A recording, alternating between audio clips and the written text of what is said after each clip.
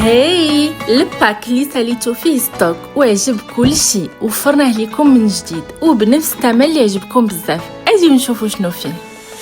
كيلو ديال املو باللوز وزيت الارغان خطير، وكيلو ديال املود كاوكاو بزيت الزيتون. صراحه اول مره غادي نجربه، عجبني جديد ومختلف على املود ديال اللوز.